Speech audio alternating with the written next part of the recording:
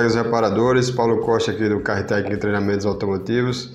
Seja bem-vindo mais uma vez para a nossa série Sonda Lambda, né? Uma série onde nós abordamos os três tipos principais de sonda lambdas que nós temos no mercado. Ok? Dessa vez nós vamos abordar a sonda lambda WEGO, como chama a NGK, ou LSU, como chama Bosch. Ok? Então, a sonda lambda de banda larga propriamente dita, né? Então, nós temos a sonda lambda sucessora FR, que também é conhecido como banda larga de 4 fios. E de fato, o funcionamento, o resultado é bem semelhante, ok? Mas nós temos algumas diferenças, né, bem significativas, e isso no processo de diagnóstico é lógico que vai nos influenciar, que vai influenciar o nosso processo de diagnóstico. Então, essas sondas elas são usadas já há um bom tempo, desde os anos 2000, né, lá no início dos anos 2000, melhor dizendo. Então, nos veículos que trabalham com injeção eletrônica direta. O sistema de injeção eletrônica direta ela exige bem mais, né, dessa preparação da misturar combustível. Então, não pode, os limites são menores para erros. Né, então, o sistema tem que dosar com bastante eficiência essa relação ar-combustível e também acompanhar através da própria sonda lambda, porque a dosagem não depende só da sonda lambda, né? Na verdade, a sonda lambda ela é um sensor de feedback, né? Vai ser essencial, é claro, como nós sabemos já desde os sistemas com banda estreita, mas ela vai ser essencial, mas é um sensor de feedback. Então, a composição da mistura ar-combustível ela depende dos diversos sensores, né, que compõem o sistema.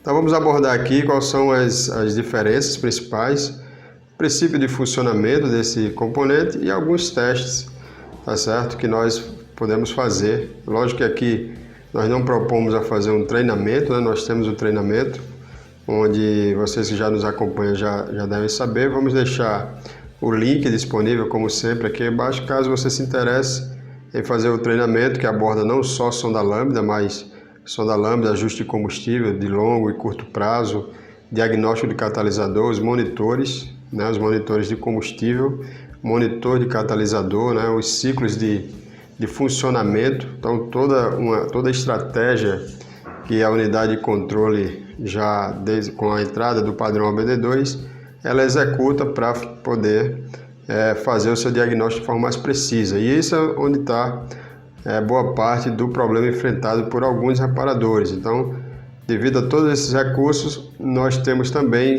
recursos de scanner mais avançados, ou melhor, avançados, certo? Que nós precisamos também trabalhar eles, associados à experiência do passado também, para que a gente possa compor essas informações e fazer um diagnóstico como deve ser, né? E além disso, das sondas lambdas, o catalisador, monitoramentos, né, e os ajustes de combustível, que também são monitoramentos, nós também trabalhamos também a estratégia Flex e algumas novas tecnologias, né, que nós temos aí no mercado com relação aos temas Flex, porque está tudo interligado, né? Então, vamos agora ao funcionamento dessa sonda lambda, quais são as diferenças, né, que nós vamos encontrar no seu princípio de funcionamento. Bom, nós temos aqui nessa figura, nós temos a parte inferior, nós temos a sonda lambda, né, com os dois elementos, tá certo? Com as duas células que compõem a sonda, e essa parte superior representa internamente na unidade de comando, ok? No conector nós vamos mostrar depois em uma outra imagem o resistor de calibração. Mas essa célula é a célula igual à célula que nós temos na sonda lambda convencional. Então, é uma célula que um dos eletrodos está exposto ao oxigênio, ok? E o outro eletrodo ele está exposto aos gases de descarga. Então aqui, nessa região aqui, onde nós temos aqui o eletrodo, ok? E essas bolinhas pretas aqui representam os gases de descarga, que por sua vez aqui, né, estão circulando nesse setor, né? Nessa faixa aqui que, digamos aqui, seja representando o escapamento, ok? E nós temos aqui também uma outra célula, que é a célula de bombeamento, né? Mas bombeamento de quê? De oxigênio. Então, essa célula ela vai ser responsável, através de uma corrente que vai ser enviada, de controlar o oxigênio que vai ficar nessa câmara de medição. Ok? Então veja que essa mesma célula, essa mesma eletrodo que tem lá na sonda convencional, que é exposta ao oxigênio, ou melhor, aos gases de descarga que estão no escapamento, agora ela vai ser exposta a uma quantidade de gás controlada por essa célula. Então, se na sonda convencional nós temos o oxigênio, o desbalanceamento de oxigênio gerando uma corrente elétrica, agora nós vamos ter uma corrente elétrica gerando oxigênio, através de uma reação química aqui na câmara de difusão. Ok? Então, qual vai ser o esforço do módulo de controle? Vai ser sempre manter uma quantidade tal aqui de oxigênio na câmara de medição que provoque uma diferença de potencial na faixa de 450 mV. Então, o objetivo da unidade de comando vai ser manter o valor da célula de medição, que é a mesma célula, como já citado, da sonda lambda convencional, manter esse valor sempre em 450 mV. Então, isso já nos remete a algo familiar, né? Porque lá na sonda convencional, nós temos a média do sinal da sonda convencional, ela vai estar na faixa de 450 mV, que a unidade vai sempre trabalhar de forma tal que o valor varie entre 200 a 850, por ali, que mantém uma média de 450 mV. Né? E aqui ela vai ter condições, já que ela tem controle sobre os gases de descarga que entram na câmara de medição, então manter essa quantidade de oxigênio, ok? De forma tal que quando houver esse desbalanceamento, ok? Digamos assim, certo? Esse desequilíbrio de oxigênio, ela mantenha na saída da célula de medição, ok? Um valor de 450 mV. Então, se tiver tudo funcionando em perfeitas condições, nós vamos ter essa condição aqui, porque a própria relação ar-combustível que o motor está admitindo e queimando vai gerar isso. Mas se de repente a mistura ficar rica, né? Se a mistura começar a ficar rica, então uma corrente vai circular na célula de bombeamento de forma tal que faça com que entre mais oxigênio, que gere mais oxigênio para a célula de medição e assim mantendo esse valor de 450 mV. Se a mistura ficar muito pobre, então eu vou ter excesso de oxigênio, a corrente vai circular no sentido contrário e daí vai remover oxigênio da câmara de medição e assim vai sempre manter essa regulagem, digamos assim, de oxigênio de forma tal que esse valor sempre se mantenha na faixa de 450 mV. Então isso quer dizer o quê? Que na prática vai haver uma pequena variação, tá certo? Mas a unidade de comando, tanto a sonda, ela tem uma capacidade de reação mais rápida, como a unidade também vai ter uma capacidade de reagir trabalhando exatamente em cima do tempo de injeção, né? E logicamente o avanço de ignição, caso necessário, para que mantenha sempre essa queima do combustível, tanto a relação ar-combustível também como a queima, que é importante, de forma tal que esse trabalho, tá certo? Seja o mínimo possível, ou seja, que a relação ar-combustível se mantenha de forma tal que esse motor ele esteja sempre queimando uma mistura sempre dentro da ideal, ok? Então, passamos agora por esse primeiro princípio de funcionamento. Agora, como é que, normalmente se pergunta, como é que essa tal de bombeamento de oxigênio, né? Como é que é esse tal de bombeamento de oxigênio? Bom, isso é uma reação química provocada pelo fluxo da corrente elétrica, então a gente, a não ser que queira, não precisa entender exatamente como funciona. O fato é que, quimicamente, o que eu quero dizer, o fato é que quando a corrente circular num sentido, ele vai colocar oxigênio para dentro. Quando ela circular num outro sentido, ela vai remover oxigênio. Okay? Então nós vamos mostrar aqui uma outra imagem que vai ficar mais fácil de compreender isso. E vamos também passar um vídeo, ok, da Automate para facilitar o entendimento. Bom, então nós temos aqui nessa imagem a célula de medição, ok, a célula de bombeamento de oxigênio e aqui a câmara de medição.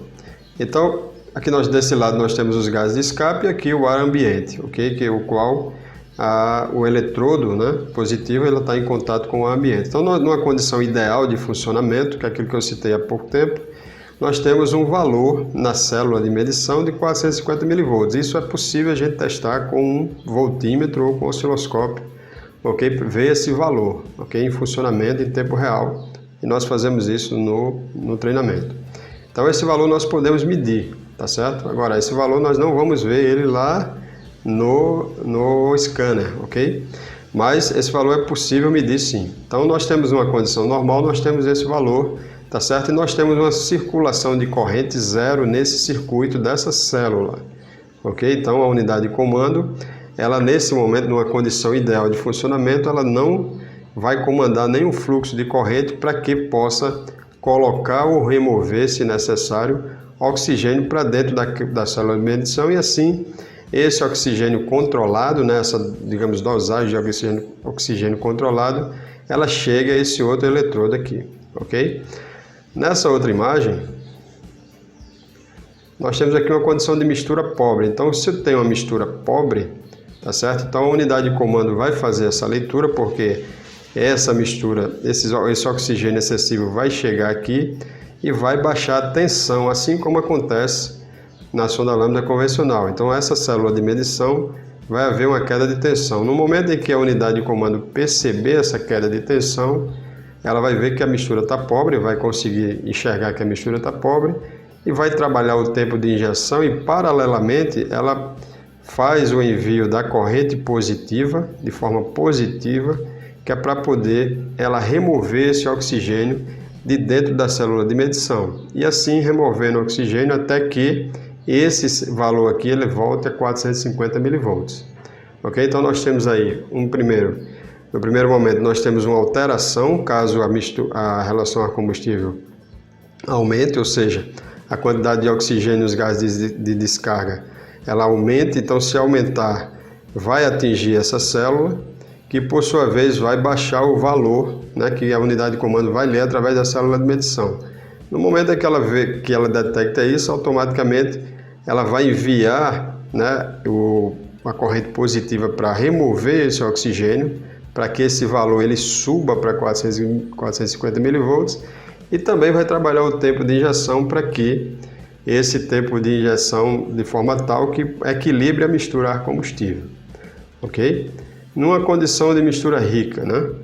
Então, numa mistura rica nós vamos ter o inverso, né? Como nós sabemos já desde a sonda lambda convencional, nós vamos ter uma diminuição do oxigênio na célula de medição. Veja que a imagem aqui na câmera mudou, ok? Então tem a diminuição de oxigênio e a unidade, essa tensão ela vai subir acima de 450 mV, ok? A unidade de comando, vendo isso, ela sabe que a mistura enriqueceu, vai trabalhar o tempo de injeção e ao mesmo tempo vai trabalhar a corrente elétrica de forma negativa para colocar oxigênio para dentro da câmara de medição para que esse valor ele volte para 450 mV, ok? Então, nesse trabalho, a unidade ela consegue fazer um acompanhamento o que é chamado de uma banda muito mais larga, ou seja, ela tem um range muito maior de trabalho para poder acompanhar essa mistura desde condições extremamente ricas e principalmente para condições extremamente pobres, que é o que os motores modernos exigem. Então tem estratégia de funcionamento onde a misturar combustível ela é extremamente pobre. Se não fosse com o auxílio desse tipo de tecnologia, então a unidade de comando teria que trabalhar em malha aberta, né? Então, tanto ela tem um range maior de trabalho com relação à leitura da mistura ar-combustível. Essa leitura é muito mais linear, né? Ou seja, ela é bem linear, e diferentemente da sonda lambda de salto, onde ela só consegue ver picos de tensão, onde esses picos de tensão elas têm espaços onde a unidade de comando ela não consegue ler a mistura ar-combustível.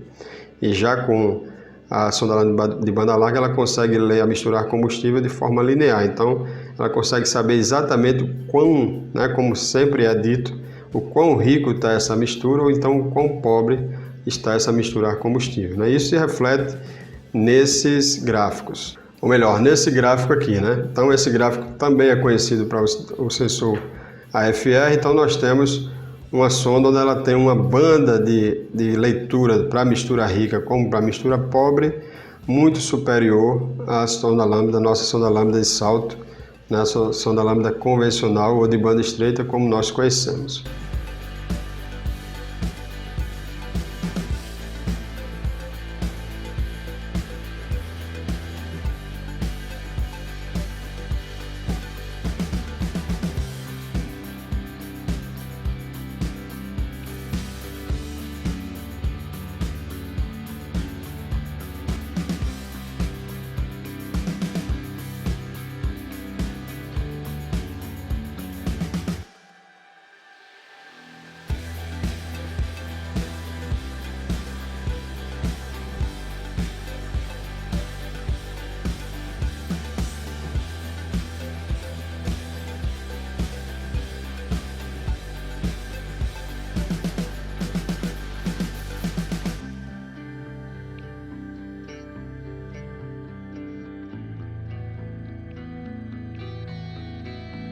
Bom, a sonda de banda larga não existe só um tipo. Para a linha Flex nós temos basicamente dois tipos, que é a 4.2 e a 4.9, né? A 4.2 é um pouco mais antiga e a 4.9 ela é mais moderna. O modo como eu vou testar ela, tá certo? O processo é muito semelhante. E a diferença é que nós temos aqui, por exemplo, né, nessa sonda nós temos 5 fios de um lado, okay, do lado do chicote da sonda, e do lado do chicote do veículo nós temos 6 fios. Essa aqui é a 4.2. Na 4.9 nós temos 5 fios também do lado da sonda, ok? Do lado do chicote nós temos apenas 5 fios, né? A 4.9 tem menos fios do lado do chicote, tá certo? Então, para fazer a substituição desse componente, nós temos que obedecer fielmente. Isso, logicamente, vale também para as sondas convencionais, para qualquer tipo de sonda, mas nesse tipo de sonda nós temos que obedecer fielmente o que diz o manual. Então você tem que seguir, procure a tabela, ou do fabricante, ou a tabela do fabricante do veículo, ou do fabricante da sonda, para que você aplique a sonda lambda correta, né? Aplique o sensor correto. Então, tentar fazer arranjo nesse tipo de veículo, principalmente desse tipo de sistema, aí começa a complicar. E você que pegar algum problema, é bom sempre conferir, né, pegar problemas que está reincidindo, já passaram por outras oficinas, é sempre bom conferir se o componente está aplicado de forma correta. Então, ver lá, conferir se o código realmente está adequado, se é realmente para aquele veículo, porque senão não vai funcionar corretamente. Se nas outras a gente já tem um risco, né, então nessa aí, pior ainda, né? O componente interessante que nós temos aqui nesse sensor é aquele resistor de calibração que nós acabamos de ver no diagrama elétrico. Então ele fica nessa região aqui, ok? Então nós temos um resistor de calibração aqui. Então esse conector, muito cuidado com o conector para evitar choques com ele, né? De repente haver algum tipo de problema com relação ao componente. Então nós temos aqui nesse exemplo, nós mostramos aqui que tem 6 terminais no conector, mas no chicote, né, aqui do lado, são 5 fios apenas ocupados. Dois fios eles são ocupados pelo resistor de calibração. Então, ele vem aqui um conector, né, eu acho que eu citei dois fios, mas 2 conectores, então um conector, e por dentro do conector, né, ele sai, por exemplo, nesse caso aqui, no fio 1, ok? E na sonda lambda 4.2, nós temos aqui o fio 1, né, que tem uma ligação direta com o fio vermelho, que muda um pouco lá na 4.9, e o fio 5, né, por onde, depois que passa pelo resistor, né, ele segue e vai para o pino, nesse caso aqui, para o pino 88 da unidade de comando. Bom, as sondas lambda também são utilizadas na linha diesel, sondas lambda de banda larga, né? Então ali por volta de 2003, eu pelo menos particularmente, eu comecei a ver na época na Nissan, né, na Nissan Frontier. Mas, lembrando, a sonda lambda de banda larga, na linha diesel, ela não tem a função que tem na linha Flex, ok? Que é auxiliar no ajuste da mistura ar-combustível. Então, ela vai ter uma função específica para a detecção de óxido de nitrogênio. Tá? Então, a estratégia do DPF e tudo mais vai ser essencial à sonda lambda. Mas nós não vamos encontrar lá, como um aluno uma vez me perguntou, por que não via lá os ajustes de longo e curto prazo, né? O fator lambda. Então, porque a função é outra. Então, nós não vamos ter essas funções lá. o objetivo da sonda lá na linha diesel é outro, ok? Agora, porém, o modo de teste e o cuidado com a resistência de aquecimento, o resistor de aquecimento com o PTC é essencial. Então, essa sonda ela trabalha numa temperatura maior, tá certo? Ela precisa estar numa temperatura maior, na faixa de 600, 700 graus aproximadamente. Então, é muito importante que o circuito, né, do resistor de aquecimento, o resistor, o PWM, a alimentação positiva, esteja tudo funcionando certo. Okay? Então, muitos dos cuidados e a experiência com relação às sondas lambdas mais simples, as convencionais, também vai valer aqui. Agora, uma coisa que não vai funcionar é com relação a valores de testes na sonda lambda, ou seja, na tomada da sonda, e os valores de teste encontrados no scanner, ok? Como nós podemos ver aqui, aqui se não estiver muito claro, mas aqui nós temos tensão sonda lambda 1, banco 1, né? Então nós temos aqui 1 volt, ok? Então esses valores são valores fictícios, digamos assim, né? São valores calculados. E outra, muda de sistema para sistema. Então nós temos que ter muito cuidado para que a gente pegue aqui 1 volt e outro sistema pode ser 1,1 volt, ou melhor, desculpe, 1,5 volts, que é um valor comum da gente encontrar. Tá certo? Então, dependendo do sistema, vai mudar esse valor. Então, o que você vai ler, o que a gente vai ler, que a gente passa todos esses detalhes no nosso curso, o que eu vou ler lá com o multímetro, com o voltímetro ou com o osciloscópio, se eu quiser fazer a leitura com o osciloscópio, ok? Não é a mesma coisa que eu vou ler no scanner, ok? Então, os valores mudam, tá certo? Então, exige muita prática, o profissional ele tem que estar dedicado a, sempre que eu tiver a oportunidade, fazer uma leitura, e esses veículos não são muito comuns na boa parte das oficinas, né? Então fica, por enquanto, um pouco difícil de comparar, mas sempre que houver a possibilidade, exercitando esse processo, né? Então sempre fazer essa avaliação. O que nós vamos poder fazer, tá certo? Que nós devemos fazer é ir no padrão OBD2 genérico e acompanharmos pela corrente. Ok? Pelo valor de corrente, que é aquele valor de corrente de bombeamento que eu expliquei mais para trás, tá certo? Então esse valor é mostrado também.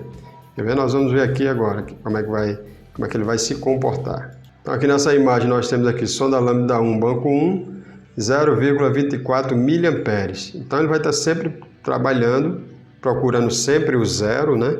Como eu expliquei lá, quando o fluxo de corrente é zero é porque a misturar combustível está dentro do ideal. Mas veja que ela está sempre variando entre valores altos e valores baixos, né? Esse carro aqui ele estava em momentos de aceleração e desaceleração.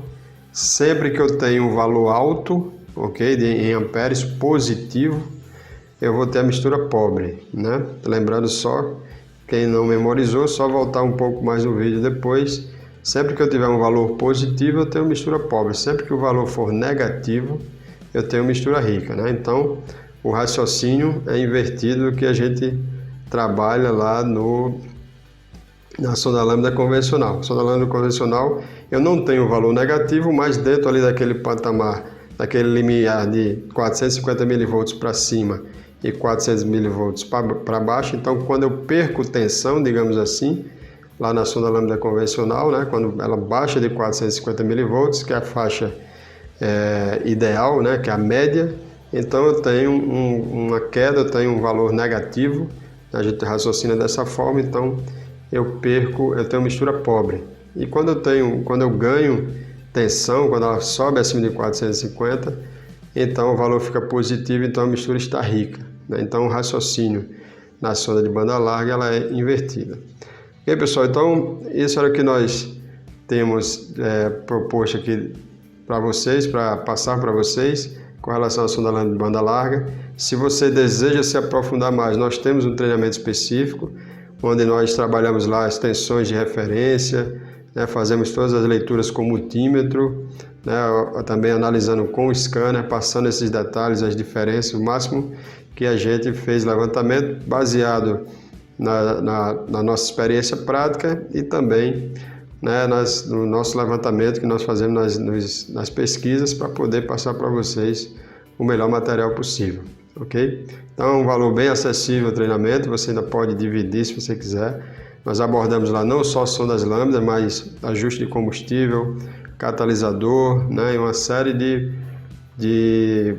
digamos, de assuntos que têm ligação direta com a emissão de poluentes e todos aqueles sistemas, né, e regulagem de ar combustível, ajuste de ar combustível, que tem ligação com tudo, digamos assim, com tudo aquilo que passa ali pelo escape, com os gases de escapamento.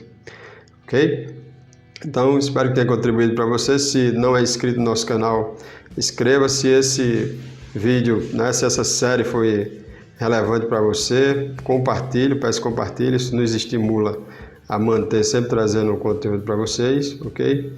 E espero que venham a fazer parte do nosso grupo, dos nossos alunos que fazem o treinamento e até aqui, todos eles, né, boa parte pelo menos, têm dado um feedback positivo e essa é a nossa contribuição, né? Temos outros treinamentos, temos outros instrutores também capacitados e a nossa contribuição é essa, ok? Então, se quiser entrar em contato conosco, nós vamos deixar aí a descrição do nosso vídeo, como sempre, do nosso contato, e será um prazer tê-los como nosso aluno, vocês que quiserem participar. Até o próximo vídeo, até a próxima série. Forte abraço, sucesso, saúde e sucesso, né? E até a próxima.